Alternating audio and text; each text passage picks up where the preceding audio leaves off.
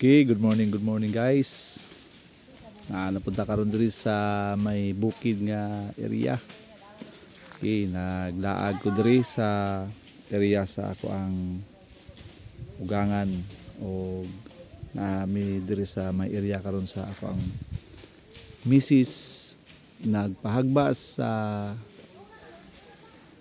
iyahang area para malimpyuhan tungod kay murag dugay-dugay gyud nga wala malimpyuhan. So matong among gipahagbasan para malimpyo og nindot tan-awon ang kalubinan nga sabay pud pa tanom sa mga bakante nga area.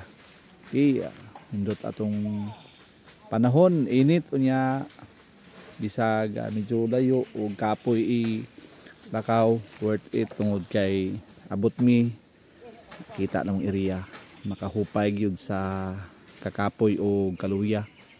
So salamat sa ako ang mga ugangan kay sila in taon ang nagtabang pag hagbas para malimpyuhan ang area sa ako ang misis.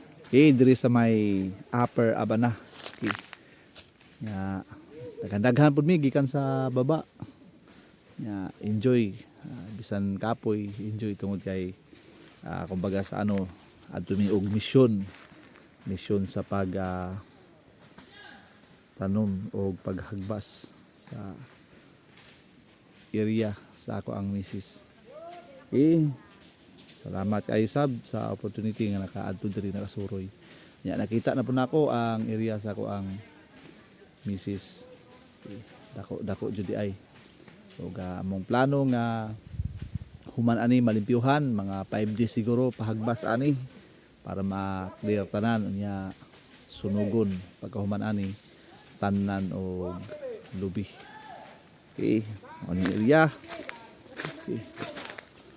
Okay, dianan. Enjoy kayo.